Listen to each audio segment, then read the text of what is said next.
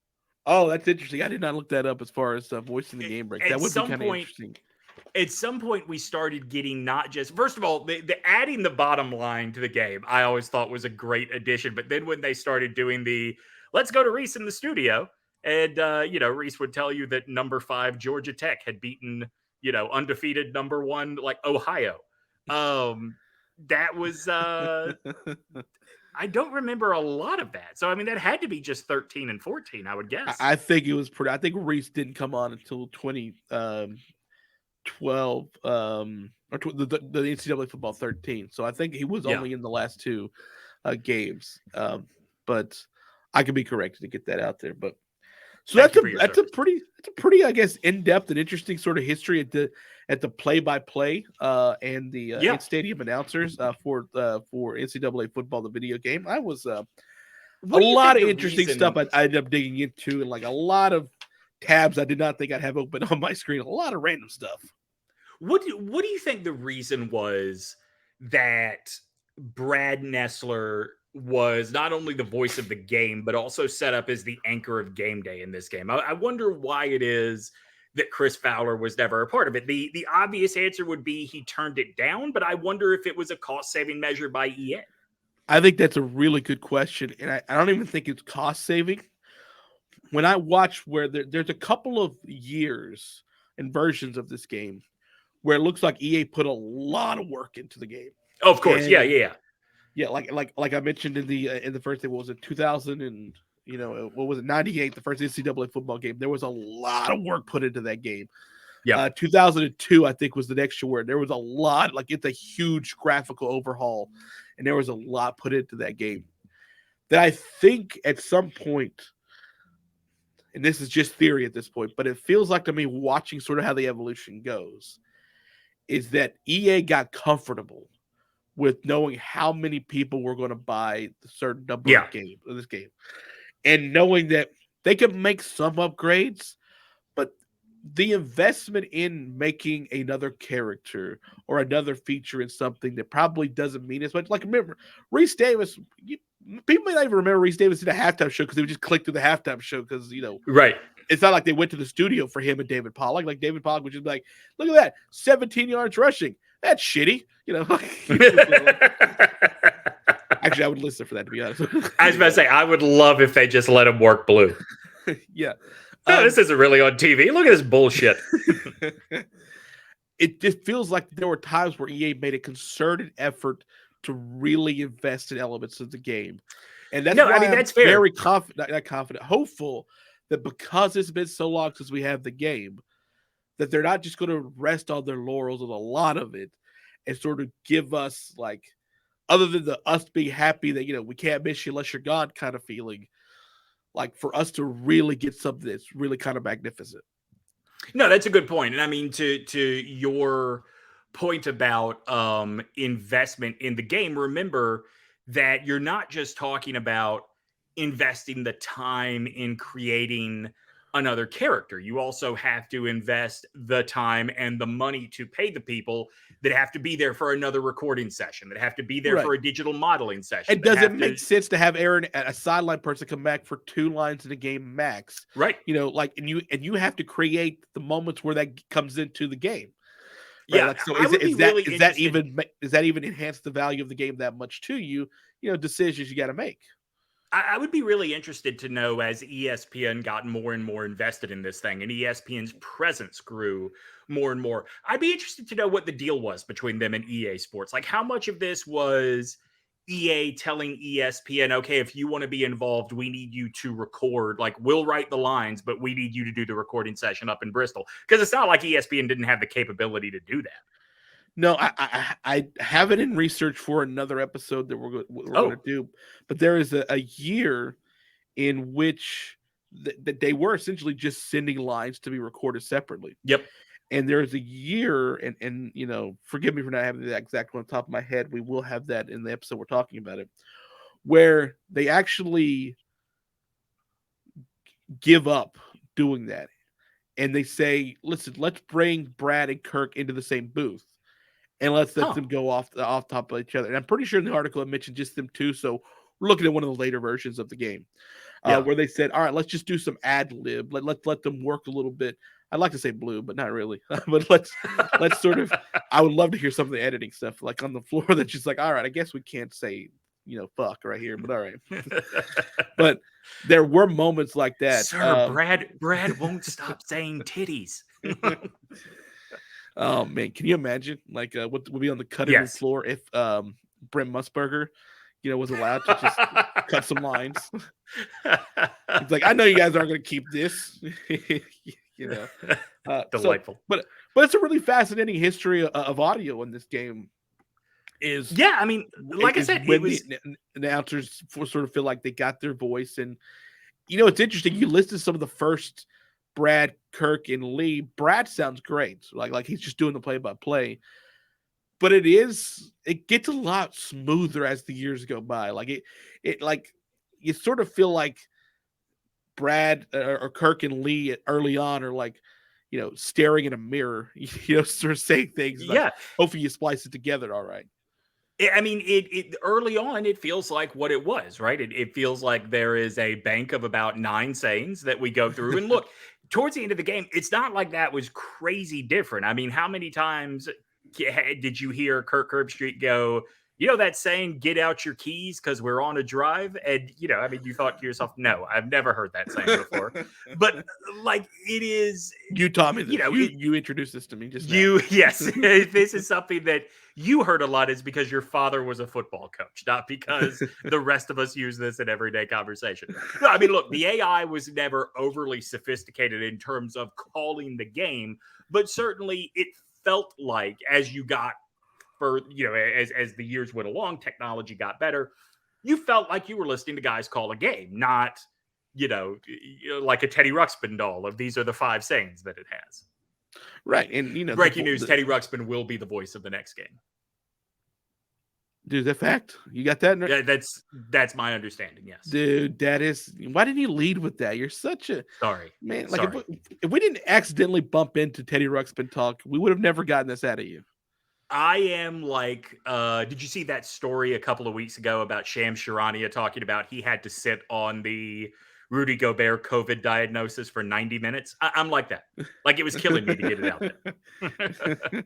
I'm embargoed, but this is a long time to wait.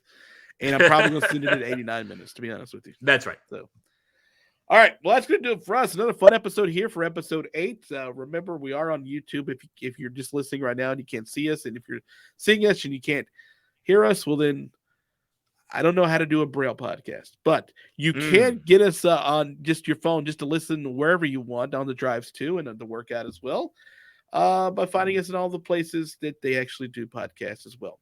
Demetri, do me a favor. Tell the good people goodbye. Save. Sim to next week. Arky, get a tissue.